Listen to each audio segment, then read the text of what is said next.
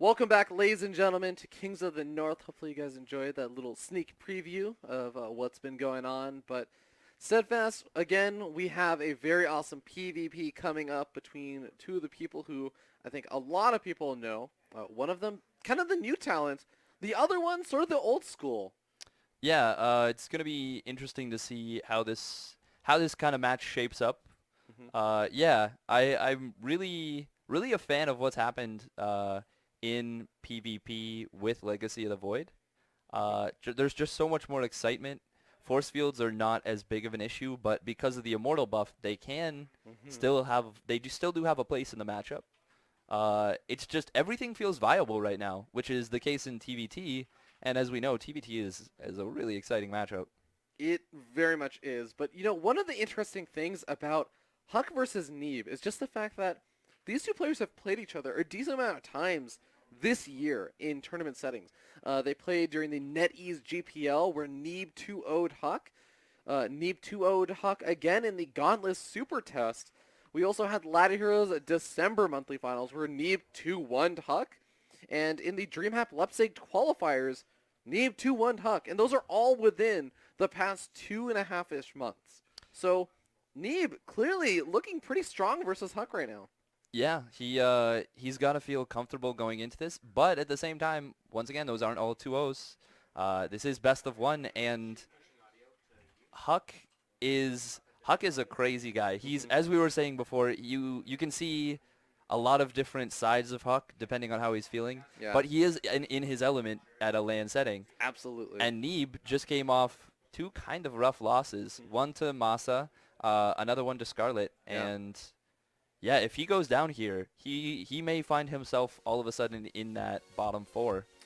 Yeah, but we're going to be waiting to see as we hop into Orbital Shipyard as our first game and our only game in this best of one for this PvP showdown of the century. Now, again, I think that if we end up seeing Neeb not able to recover from this, that's really going to be difficult just for the entire rest of the day, not just for today or this match. Yeah, really, that's not a place you want to be, not Hmm. at all. And we see both players kind of just looking stone-faced right there. Yeah, both of them just ready to get on with the game. So that is exactly what we're going to do as we spawn down here in the bottom left-hand corner of the map on top of the blue Protoss player from Team On Fire. Give it up for Neeb.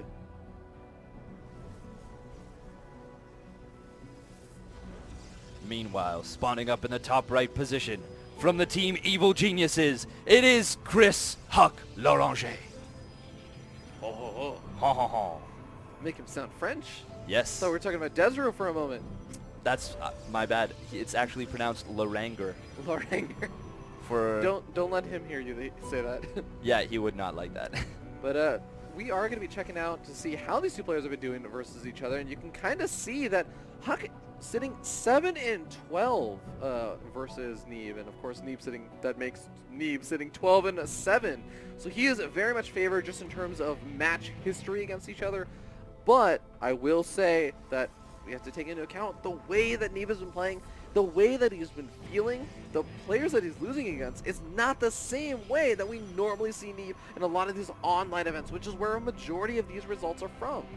Yeah, and going into this matchup against a player like HuK, who is so known for just that high level of aggression, can just really mess with your mentality. And we do actually see HuK going Exactly for that. a two-gate opening. Yeah, Yeah. exactly what you were talking about. Just being able to put on that additional aggression. Maybe getting out those fast two adepts. I have seen very, very few times maybe some players try to go for the stalkers instead, but no, we are going to be seeing those adepts. And in the meanwhile, Neeb opting to go for the stalker. Sort of an interesting decision just because this stalker doesn't really deal well with the adept harassment as well. It takes a while for those stalkers to kill off the adepts. But if you send that stalker out, you can actually meet some of those adepts, do a little bit of damage, retreat on home. They just have that speed. And of course, they're also useful for the oracles that are so common in this matchup. Yes, and that is a common follow-up to the two-gate adept opening. Speaking of which, Speaking of which, we do see that proxy pylon. Now, that could be actually for a lot of things. We saw some chrono boost on the cybercore. This could be for potentially a gateway push. mhm. I don't know if I'd like it on this map just because you can potentially wall in your two bases with just that one wall in at the natural ramp. but we're going to have to see, and it is actually a gateway. Okay, so we are going to be seeing a lot of heavy aggression coming out from HuK. He's saying, you know what, Neeb? I'm ready to end this game now. I got more games to play. I got more important people to play. I hear that Masa's playing pretty well, and he's ready. He's gunning for him. Yeah, he is, and actually going for a 4th gateway even. So it's going to be, this is classic HuK, a 4-gate. Already getting in with those adepts, going to snipe down 1 probe. Neeb is chasing him down. Ooh, nice photon overcharge. Going to actually be able to finish off these adepts. Does only get another probe, but getting that photon overcharge is a big deal, and we still don't see a wall in coming in from Neeb. Oh, it is an enormous deal, because Neeb is so far in the dark about this. He may start to realize things if these next 2 adepts are followed up with a couple of more units, as Warp Gate Technology is going to be finishing up very, very soon. And I think that HuK, he's getting ready to put on this aggression, but again, Neeb really is in the dark. He's really only seen the 2 initial gateways. That's it. Yeah, and we do have 4 stalkers being warped in. Oh, wow. Oh. This Mothership Core might be really out of position. Core. If this gets sniped, this could be game. He's going to he actually recalls. But he doesn't have any energy anymore. He's going to maybe have enough energy for 1 photon overcharge the soon. force field manages to keep out 3 of the stalkers, but he is going to be having to chase those adepts. HuK actually targeting down those probes. Really nice. Ooh. Kind of forfeiting the ramp is Neeb. Yeah, but I mean, he has to, because he has to deal with these adepts that are still doing some harassment. He tries to move in over at the front, and he says, I had to defend my actual ramp right now. I can't actually worry about this singular adept that's left over, but that singular adept is getting some kills. Oh, meanwhile, we might see a big force field at the ramp. Actually, yeah, that's a huge deal. Letting up 3 stalkers, going to be able to pick those off. Really nice play from Neeb, and he might have just held this aggression. You know, HuK does have that pylon situated at the natural expansion, but he's still not taking his warping in more adepts, spending his money on the army rather than continuing to go for anything else. And he's sending the adepts up once again. I'm actually really surprised we don't end up seeing HuK sending up the stalkers first and the adepts following it up, because the adepts, I believe, can walk past the force fields. Yeah, only problem with that is if they are just going to be able to force field your adepts, or your stalkers, and that's a really big commitment when you're trying to build up a nice army to break your opponent. That's true. Well, more adepts being warped in over here for HuK. He is not seizing the aggression anytime soon. And he's continuing to keep Neeb just a little bit on the defensive, saying, I might sneak into your natural expansion. If you're not careful, you better split up your army units, so that by the time HuK finally does decide to go up that ramp, Neeb may not have his units all in position. Oh, we actually see kind of a bait there from Neeb. The split comes out from HuK, but he actually sends them all together again. This is really risky from HuK, and actually getting 3 of his stalkers trapped. That is a big deal. Nice Guardian Shield, not going to be taking any more damage. And HuK is just way far behind in supply. Neeb starting to show his quality. Yeah, and even with all of the worker damage that's been done by HuK, I mean, we have seen a total of 22 workers killed so far. We are still sitting at the cold facts, Steadfast, that Neeb is 2 bases and he's been making probes, and he's still sitting at a worker lead. But not just that, of course he does have that worker lead, but the army supply lead is now more than double in favor of Neeb. HuK, yeah, he killed a bunch of workers, but he was throwing away very expensive army units, and Neeb, he was killing those army units for probes. That's going to be a good trade every time, especially when you're on those 2 Nexi. And it's better supply, right? We have the sentries that are going to be useful for force fields, as well as just Guardian Shields as well, but hallucinating to keep an eye on his opponent, seeing if HuK tries to cut too many corners. As you can see, the hallucination moves in, scouts, your Twilight Council is chrono boosted and researching something. You're either going for the Adept upgrade or you're going for Blink, and he also scouts out one of the stalkers. He might say, you know what? I don't see any Adepts with you right now. Are you going for Blink? He's going to be able to prepare for that. And he's also going to see, no Dark Templar, no weird Stargate follow-up. It's just going to be standard macro play from here. So Neeb is comfortable to heavily chrono those probes, taking a 3rd Nexus, going to move out, kill this pylon and the gateway. That's going to cut into HuK's production. Coming into the natural, trying to get some damage done over here, but the Stalkers are ready and waiting to greet him. Not even because Neeb had any idea that the War Prism was coming in, but just due to the straight-up fact that he has enough units to split up between all of his bases. Yeah, this is actually some really nice harass from HuK. pretty much even the worker count, but once again, that army supply, he had to throw away 4 adepts for that. That's not free. And when you're already behind almost 25 army supply, that gets pushed to nearly 30. I mean, you were saying that he was doubling the army supply, but now it's actually close to tripling or quadrupling that army supply. Yeah, and that's just too much in PvP. HuK is going to be trying to go for those disruptors, I believe. I like that decision. Disruptors, if anything can bring you back in a game of PvP, it is Disruptors. Actually, just if anything can bring you back when you play Protoss, it is Disruptors. Oh, they are huge game-changing units, and that's something that I actually really enjoy about Legacy of the Void. There's a lot more of those As do I. big swing units. Makes it a lot more exciting. Yeah, it definitely makes it feel like, you know what, even if you're down, even if you're feeling very, very grim about your chances in the game, you have tools available to help you come back into the game. But here we go. War Prism coming back into the natural expansion. The Stalkers are still there, and the War Prism not going to unload, unfortunately. But HuK, I mean, just keeping these units back at home with just 2 Adepts and a War Prism is going to give him a much better chance of defending this aggression that's making its way across the map. We do actually see, I believe that's the 2nd and 3rd Disruptor coming out. So Ooh. HuK, as crazy as this supply is, he does have a chance still. There are no Disruptors with this army from Neeb. He does have Blink, though. Yeah. Oh, and is going to actually bait out that first Purification Nova. That's a big deal. Yeah, Force Field comes down, but Force Fields are nothing for these Disruptors unless they are outranged. But that is going to buy a little bit of time. Photon Overcharge also buying some time. Couple of the Stalkers, 1 or 2 of the Stalkers getting hit by the Disruptor. But the Photon Overcharges are all gone. Yes, that is a big deal. He was really counting on those. Is going to pick off a Sentry with that Disruptor, but I don't think it's going to be enough. Well, he's continuing to get some good damage done. Oh, almost manages to kill the Stalkers, but the Stalkers focus firing down the Disruptor, focus firing down another Disruptor, and Neeb is just in control of this. If he had any doubts about how the previous series have been going, he no longer has them. GG. That has got to be a really nice feeling for Neeb coming out of that. After you kind of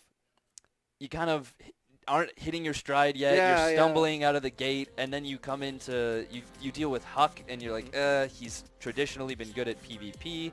I have the advantage in series, but a lot of pressure on Neeb to take down that series, and he showed up hard, because dealing with Adepts being sent to multiple mineral lines while also defending your ramp, it's a lot to deal with, and we're gonna see that in a replay right here of the game.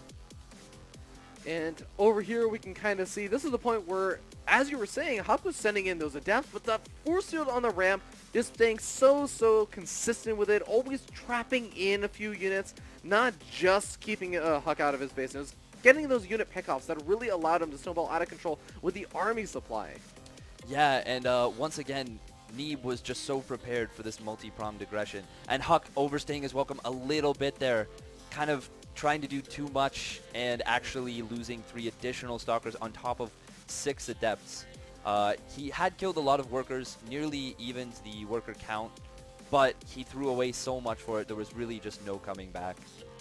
Neeb just showing some textbook anti-Adept defense, I think. Absolutely. And yeah, even it's just at this point in the game, I want to also know with the War Prism harassment and everything coming in, it didn't even matter that HuK was trying to do this great harassment because he was just so far down in that army supply that Neeb could afford to split up his army across all of his bases and defend all of them. And at this point, this was just, it was his last final attempt for HuK to try and bring this back. But really, really great, just force fields, keeping those Disruptors out. Yeah, that was, and really nice target fire right there, recognizing which Disruptor was actually firing. That was a dangerous game. That was a dangerous game, but he knew. I saw him practicing before on EU, and he was doing really well with that, targeting down Disruptors that were attacking his units.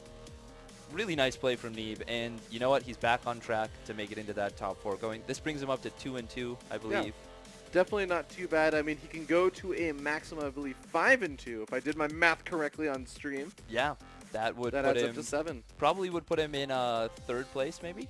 Yeah, depending on, because around there. he would have lost the head-to-heads to Scarlet and Masa. Yeah. But, you know, it's the thing about a 7-match free-for-all is you can have some weird tie breaks. You can have some really bizarre situations.